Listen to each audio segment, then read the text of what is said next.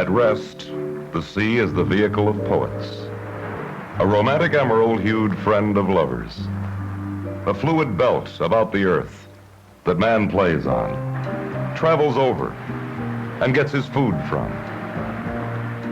But once aroused, the sea is an awesome force that man has yet to really conquer when regaled in all its fury. And by its very unpredictableness, the sea has become one of more heroic man's favorite adversaries. He challenges it by sailing across, rowing over, running underneath, or flying above this majestic element of God's.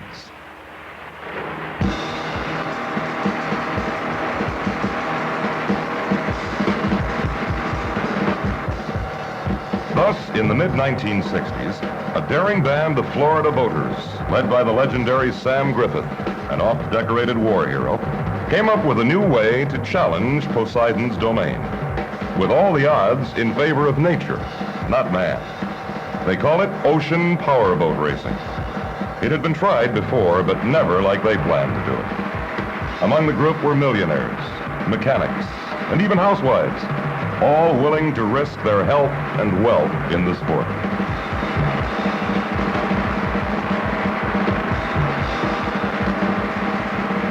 Ironically, the sea was not the most unknown factor. Her capriciousness had been known by man for centuries. It was himself and his nautical trespasser, the boat, that was the driver's big question mark. Could man soar and crash over the open ocean at high speed and survive? In those days, boats were made from wood and weren't designed for mile-a-minute speeds in mixed seas. Engines on hand were even more doubtful, unused to being pummeled about at high speed for hour after hour in an oft-vengeful ocean.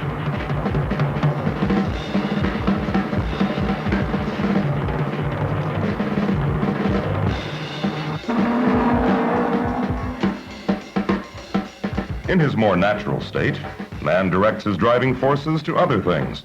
He builds towering concrete monuments to live, work, and play in. But by its very nature, mankind has progressed by seeking new frontiers and by confronting unknown obstacles. Man felt that he had control of his earthly confines. In the sea, he found a stimulating opponent, one that he never really would conquer. Ever-changing, unlike metal and mortar, the oceans are docile and inviting one moment, but capable of unleashing enough wrath to destroy the strongest of man's works the next. Bored, his earthbound creation safe, adventuresome man wanted to challenge this fluid foe. Not only would these brave souls take on King Neptune on his own grounds, but for the most part on nature's own terms.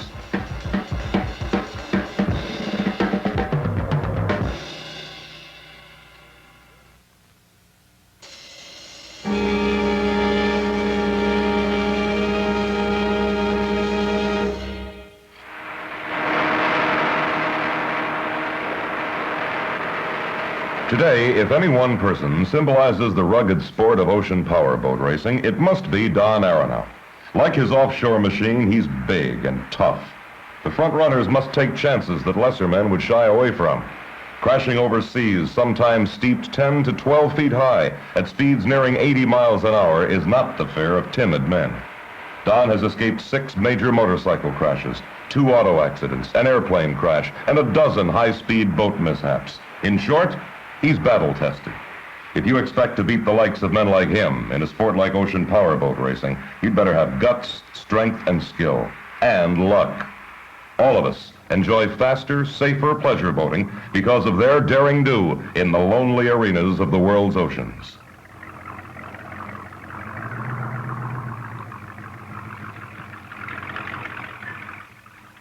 Bill Saroy, smart and daring, one of the finest drivers in the business. They once helped Bill out of his boat after he broke both his ankles. He finished the race, despite having to drive in 12-foot seas for 2 hours with his injuries. Some people say they're nuts, but America's frontiers were developed by men like these.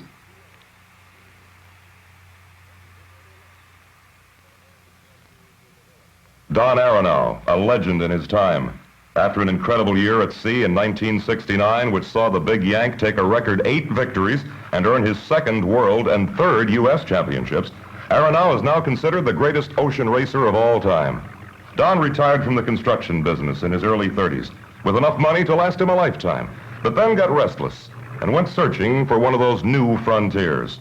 He found it in spades, in ocean powerboat racing. Well, if there's anything I liked about this sport the most, it would be crossing that finish line first. Odell Lewis is a good old boy from the thick of Florida. The stories they tell about Odell say he once wrestled alligators barefooted. Now he drives race boats barefooted. Aronow, who really isn't afraid of anything, says Odell is the man he worries most about at sea. Odell has his own way of putting it.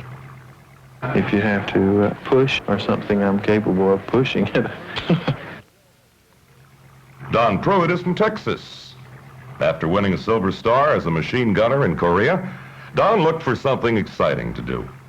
He tried racing cars and motorcycles, but settled on ocean powerboat racing.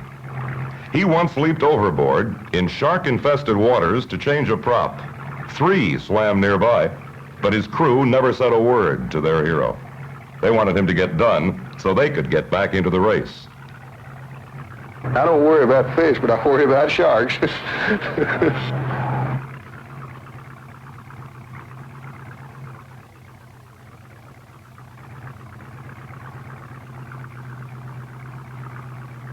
Knocky House, Don Aronow's mechanic, and barroom backup man.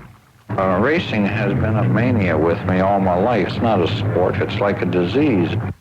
At sea, it's usable speed that is the almighty factor. How fast can a boat go in rough water and keep its crew in one piece? When it all began back in 1956, of the 3 basics, man, engines, and hull, only man seemed ready. The engines were for the most part converted auto power plants. The boats were at best rough riding when they didn't break up. Now we have plenty of engine power, and the hulls are in the 80-mile-per-hour class. Now we worry about man. The front runners play a nautical Russian roulette, traveling so fast they constantly court disaster. For the past 3 years, the top engine used by the ocean racers has been the Mercruiser stern drive. Boats powered by stern drive inboards win most of the big races.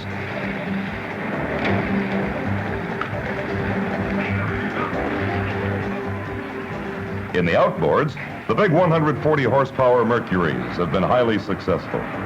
In the early years, the outboard was tolerated but deemed no challenge in the sport. Now, 75% of all finishers in ocean races are outboard powered.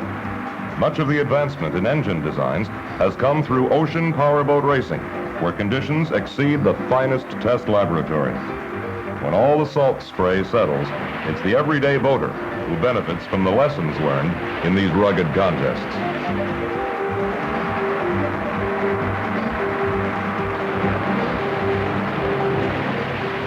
Sometimes the technical progress outstrips the minds of men, and they ban what they cannot cope with.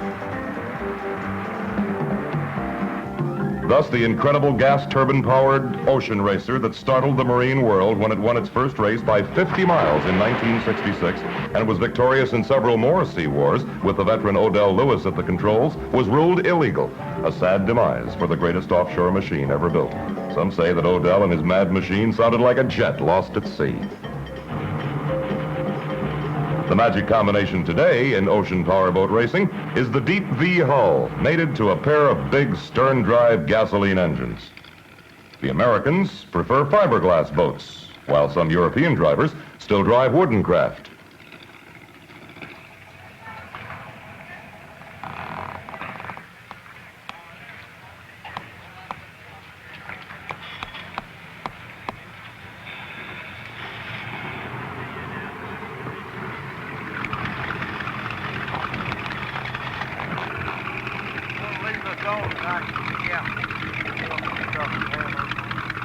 Metal boats have proven their worth too, like this outboard. In fact, Odell's turbine-powered monster is aluminum. Ocean racing is a team game. A great driver isn't enough. He must have either an excellent navigator or be able to do it himself. A crack mechanic is a must, Many a big offshore battle has been decided on the charts. The champions have always had able navigators aboard. At 70 miles per hour, a tiny compass error becomes a big problem quickly. 1 degree of error at that speed can spell the difference between a cozy bar and comradeship at the end of the race, or a cold, wet boat at sea, miles and hours from anywhere.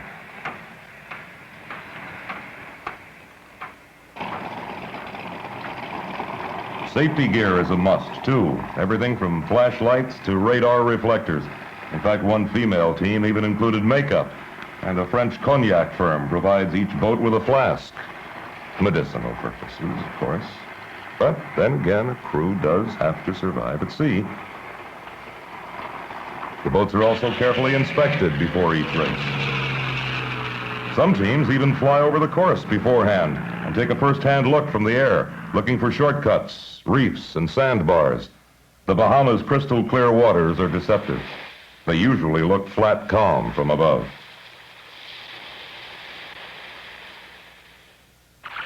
Dusk falls and thoughts of doubt begin to creep into the mind. It's in the dark that man's bravado becomes reservation. You talk bravely of a wish for rough seas to test you and your craft, and yet inwardly you hope for a sunny, warm day in smooth waters. Then comes the dawn, and there's no time for doubts anymore. The self-confidence returns with the dawn's early light.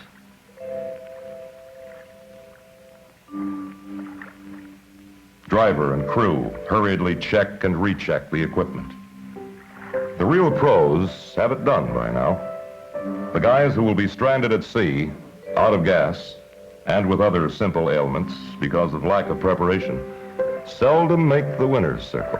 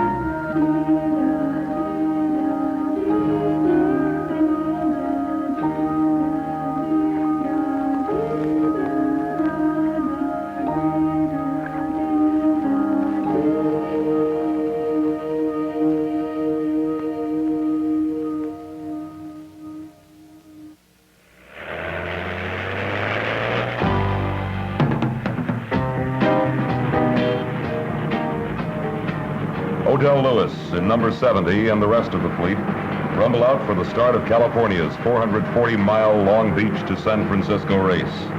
America's greats were all there for that one. Aronow, who broke down. Lewis in the fabled gas turbine-powered aluminum Maritime. That's Bob Nordskog in his Formula.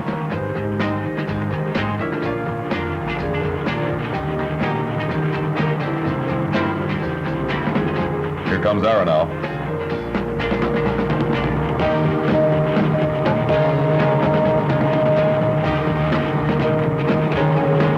New Yorker Bill Wishnick in his big broad jumper, sister ship to Odell's aluminum monster.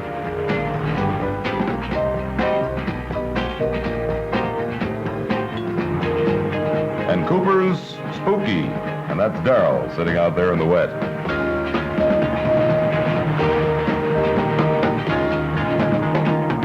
The scenery is just great, but ocean racing's two cagiest drivers are too busy trying to psych each other to notice. The two big boys fight it out up front. Aronow in his conventional Mercruiser-powered number 4, and Lewis in the invincible jet-powered Mona Lou, number 70.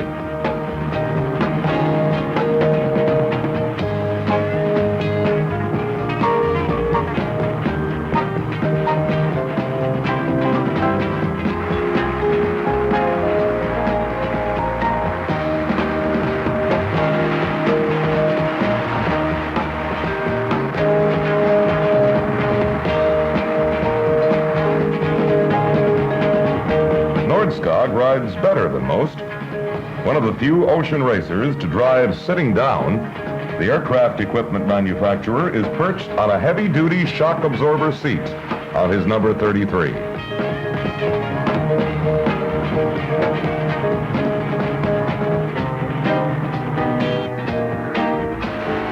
The pace begins to tell. Boats drop out.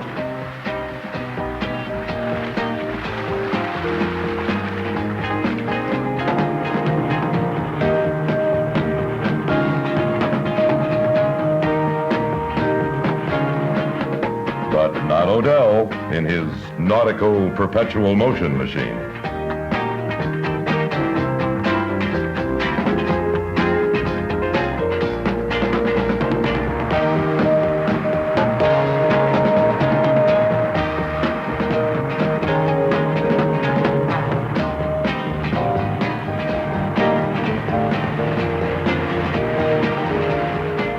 Bill Saroy charges on. Bill is probably the best all-around race driver in the world. He pilots ocean racers, marathon boats, and hydroplanes equally well.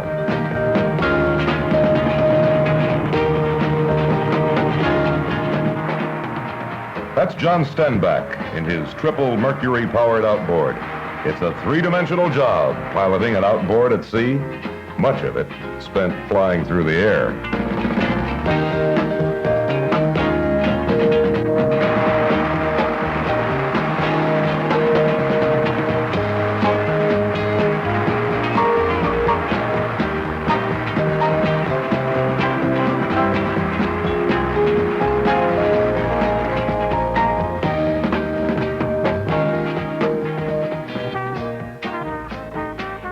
Some ocean racers use ballast tanks.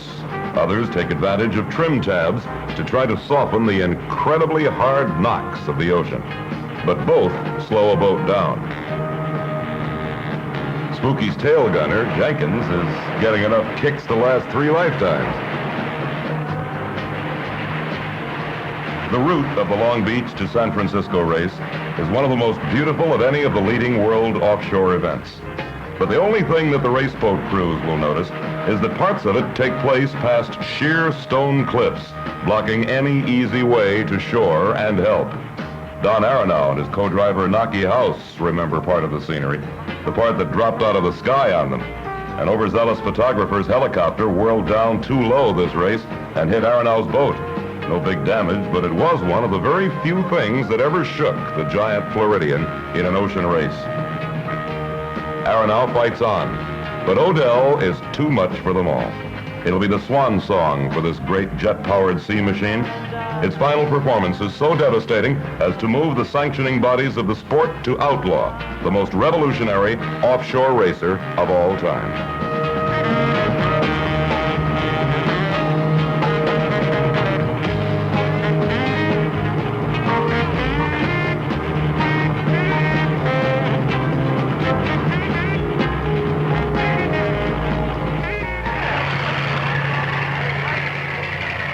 Spooky finishes second, amazingly enough, with all its parts, including boating's Mr. Clean, co-driver Darrell Jenkins, who spent 440 miles taking a fast bath.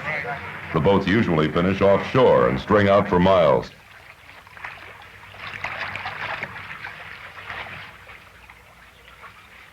The people on the docks have no idea what it's like out there.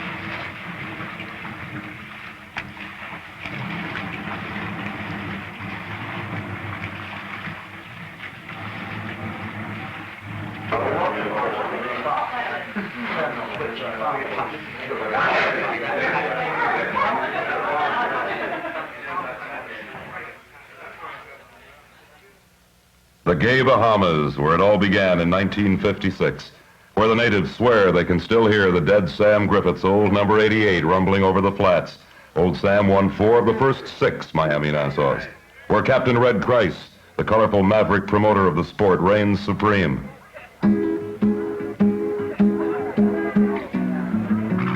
Plenty of sun, fun, and partying here, and some of the world's most fierce ocean powerboat racing takes place in the beautiful islands. But it's not all partying for everybody. The mechanics sweat and toil down in the bilges, while the heroes have the fun. But then if you work hard and keep your master's boat running, you can come back again. So you can sweat and toil in the bilges again. The mechanics work a lot like the old shade tree auto mechanics. Sort of scratch and think and experiment.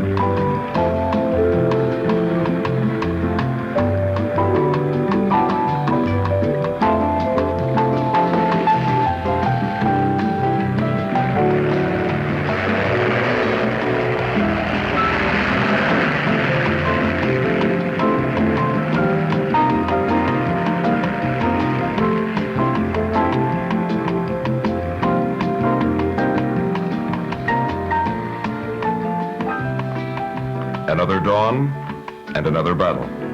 It'll be the last time the crews will get a chance to stretch their legs for hours. Before nightfall, dozens of boat crews will be struggling to overcome all sorts of mishaps at sea.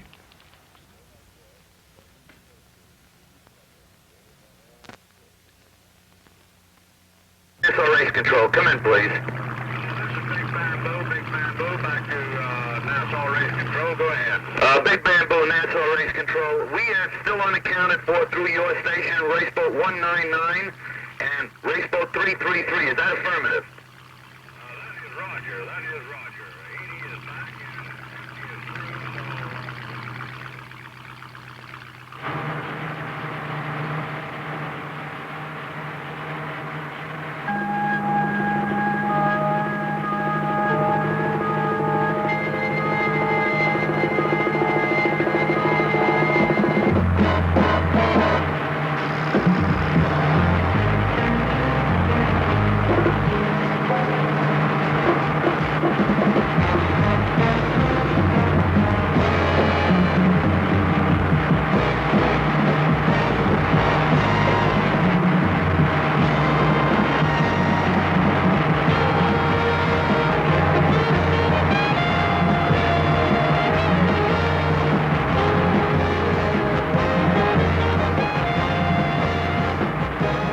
famed Bahamas 500.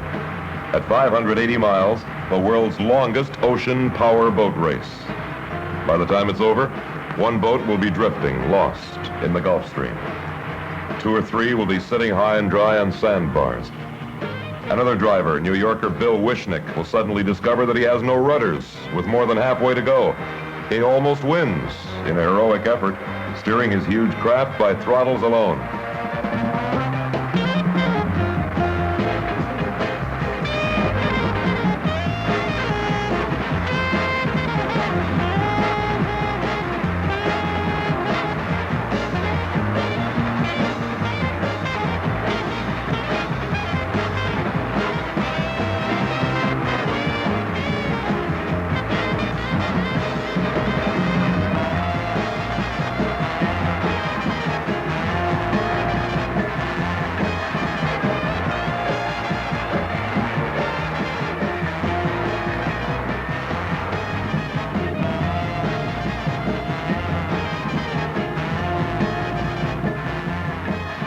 And at Nassau, the midway point, no less than the famous prize fighter, the late Rocky Marciano, will inform his friend and fellow crewman, driver Dick Gent, that he's glad the race is over.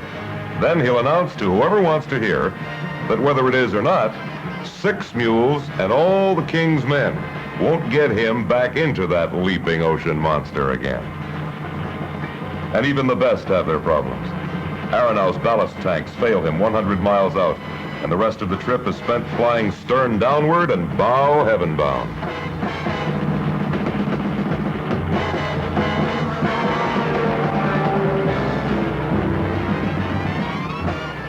The last leg of the race, and Odell is out front. Odell won this race. Odell wins a lot of races. Good old boy, Odell. With headlights blazing, Odell's Mercruiser-powered Mona Lou slips into the docks at Lucaya on Grand Bahamas Island after 12.5 hours at sea at the wheel. The old Florida country boy winds up with his shoes off. Well, I never wrestled alligators, but I used to catch alligators, at the lake. With a light at night, we'd ease up behind them, and you'd lean over the side of the boat and grab them around the neck, and put them in the boat. They wasn't too big. They'd get up to about 5 foot or something like that, 6 feet. And it's quite hard to hold a 5-foot alligator, grab him around the neck. Damn hard. But once you get him, then you're afraid to turn loose, So you hold on all the harder. Good old boy, Odell. Tough on alligators. And other drivers, too. 63 boats started that day. Only 16 were able to finish.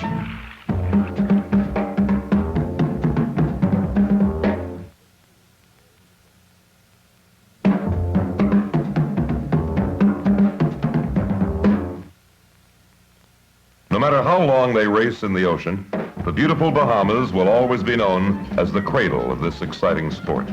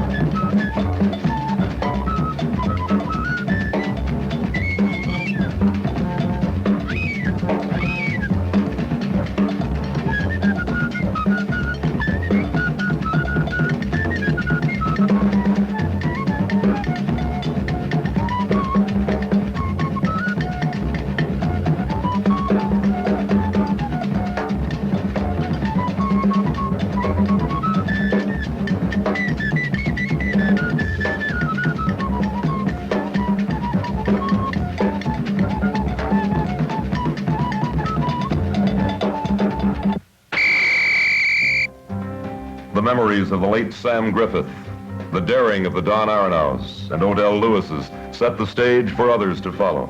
They race all over the world now, in Europe, off Africa, South America, on the U.S.'s west coast, even in Australia. But it's hard to beat the warm waters of the Caribbean, where it all started.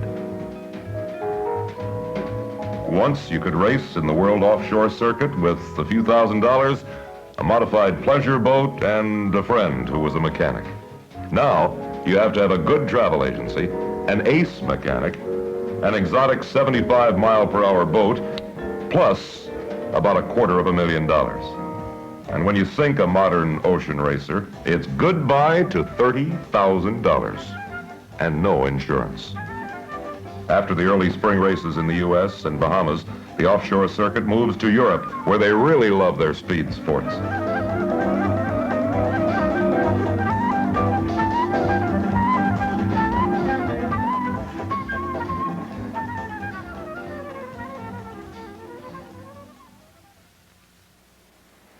England.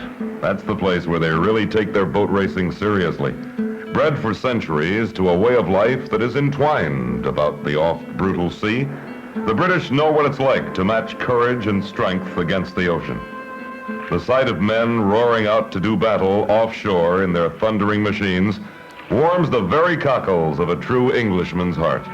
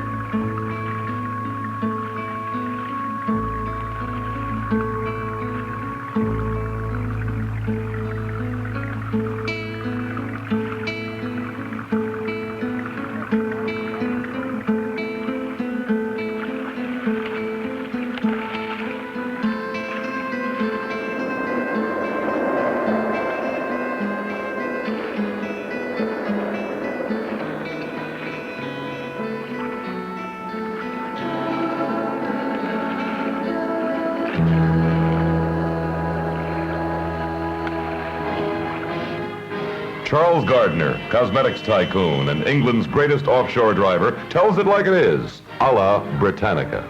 The sea is a powerful thing, isn't it? It doesn't seem to be much give at all. One's amazed, I was, when I first went powerboat racing, to find how hard you land. You thought that when you landed, you know, the water would give. But in a fast boat, there's not much give. You hit it much too hard. I think the race is good fun. It does seem to have attracted some fairly high livers. I think the majority of them are pretty hard-drinking, hard-living chaps.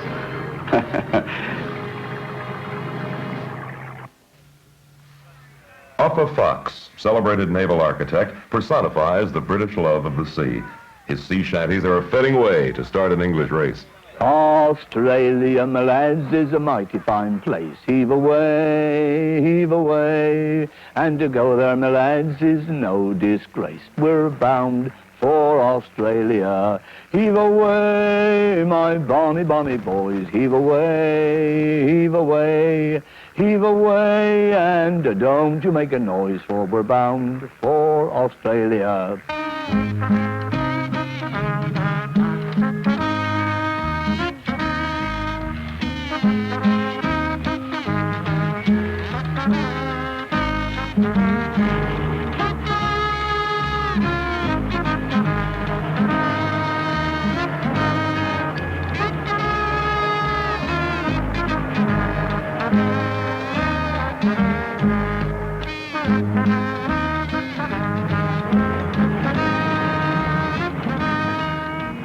Nowhere in the world do they get fleets as big as the Cowes Torquay race.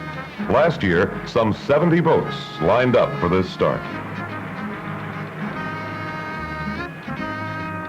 And And those English seas are something else. Wet and cold and rough. You ask the Yanks. It can be one of the foulest corners in Europe. You've got tremendous tides. It goes up to 5, probably 6 knot ebb on a spring, and there's a terrific shelf there. If you get any wind against it, golly, you'll get some waves. And that can be as flat as a pancake. And yet again, it can be all hell let loose. It's difficult to say. It doesn't always work according to plan. It's quite a rugged passage. I've seen worse seas there than I've ever encountered anywhere.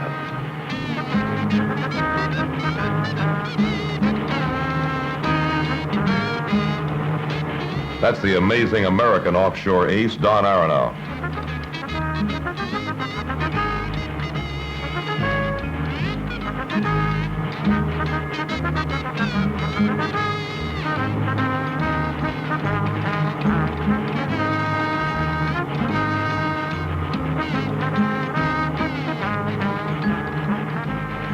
And here's one of the British greats in a spear-nose design that has become a trademark of the European hulls. And American Roy Ridgell is having a few troubles of his own. Too much English Channel.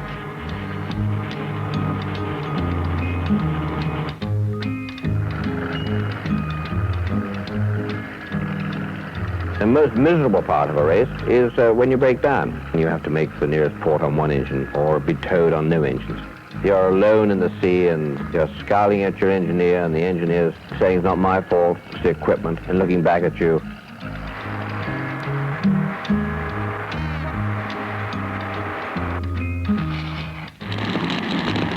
You can burn up a lot of money in an ocean powerboat race. The crew of Thunderfish found that out.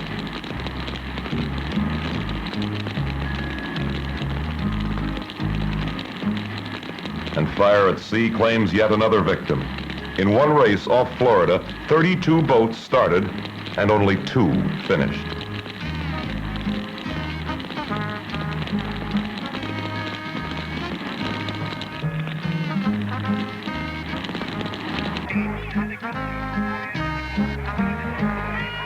People here are very sport conscious. It's a maritime nation. They like seeing boats going fast. They like seeing people trying to go through biggish waves. During the race, close on 1 million will see the race. Unused to such personal attention in the States, one American driver thought that he'd run into a seashore uprising when he pulled into the docks in a cow's torquay race.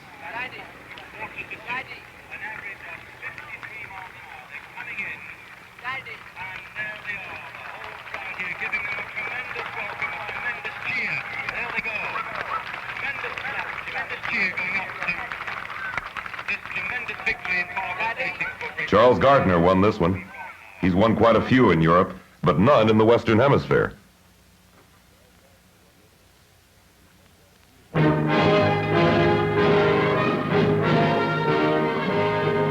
Two millionaires, Gardner and Aronow, collect their checks. Don was second in an outboard this time. They even got Don to put on a jacket for this one.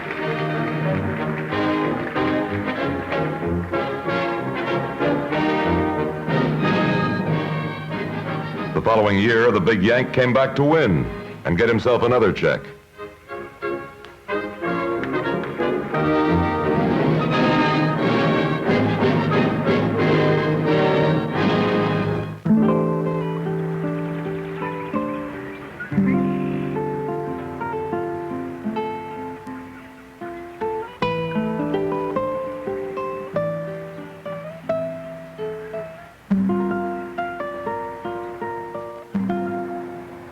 Naples, Italy.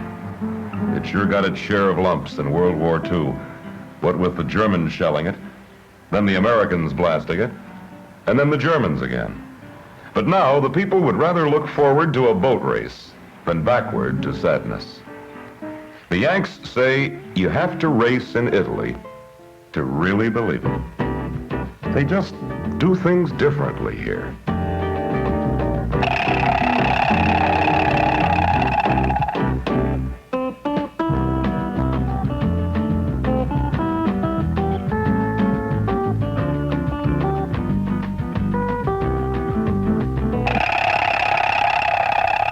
nice thing about racing in Italy is the Riviera beaches. They give the drivers a chance to soak up some sunshine and study Italian hull design.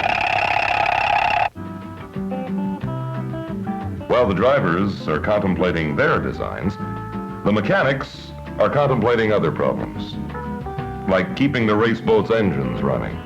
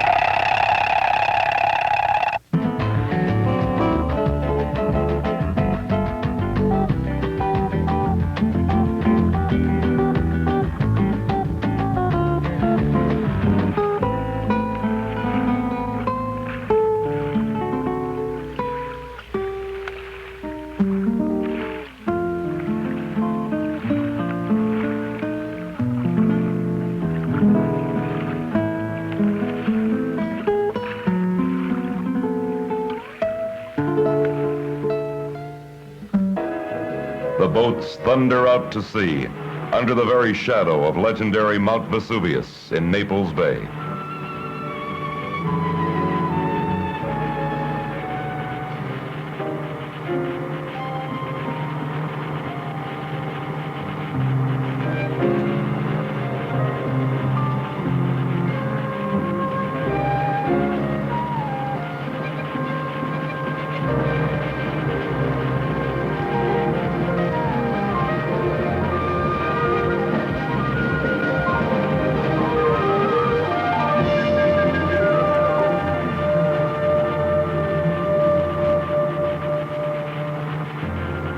This one was really calm.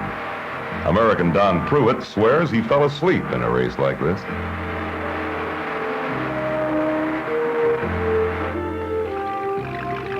Break down once in these waters, and you may think about doing it in every race.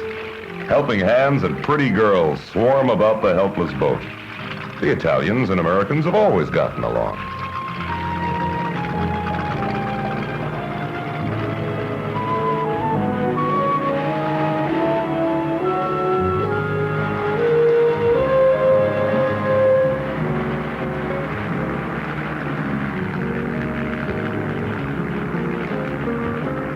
Don Arenal won this race, and a lot more on the European continent. Don retired at 35, and his family thought they'd see more of him. They did, in the newspapers. I think I probably spend more time with my race boats than I ever did in my own business, mainly because I enjoy it. I love the rough water, but you do take a physical beating. I've been in races where I've actually had to be pulled out of a boat. You're just physically beat and injured. Well, I've had in some of my boats broken nose, one, broken ribs in another, broken shoulder in another, broken leg in another. Well, there's all sorts of injuries, aside from the internal injuries that shake people apart. It takes a lot of maturity because you're racing not only against the competitors, but against yourself to see how much stamina you have. There's nobody out there watching you, and nobody cares out there just what you're doing. So you have to race against yourself and try to judge just how far you can go yourself.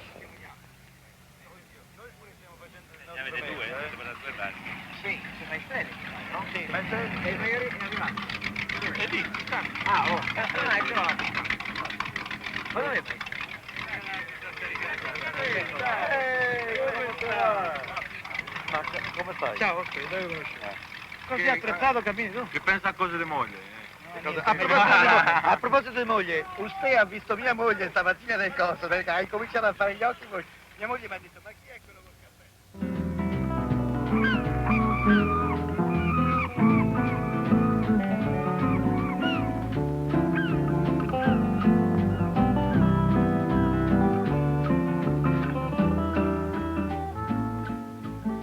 Traveling to the Mediterranean is special for boats and racing because that's where it all began. In our Western civilization, there's a 5,000-year history of boats and men against the sea.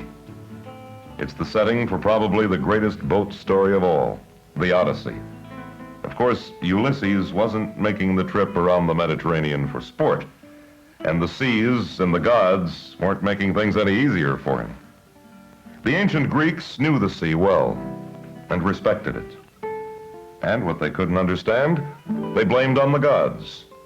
Vicious winds, adverse currents, rocks, and whirlpools were all controlled by old Neptune, ruler of the seas.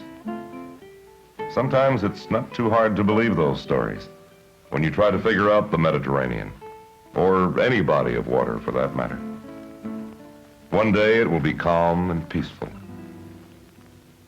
The next day, who knows?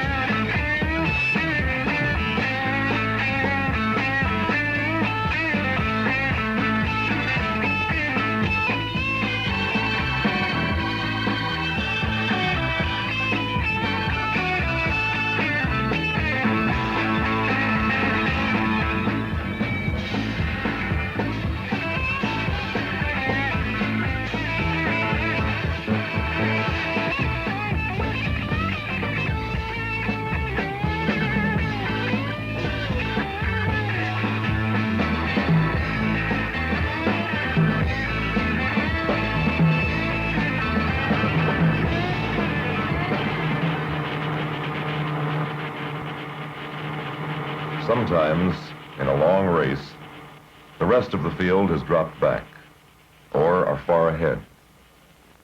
The sea has flattened out a bit. It does that sometimes when darkness nears. The water is filled with reflections and strange abstractions of light colors. Everything is wild and unreal. The boat, like a giant sea chariot of fiber and metal, runs screaming across the shining ocean, reaching sunward and flat out.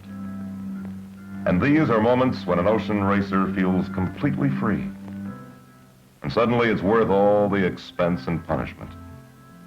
This is the reward of true adventure. And if you're lucky, all your yesterdays get mixed up with tomorrows, and you're alone and free. The sea is one frontier that men in small boats will never conquer. That's the lure. That's why men rise to challenge such a foe. Where else can man meet an adversary who will pummel him to death one minute, then romance him the next? Ocean powerboat racing is an exciting love affair between man and his element.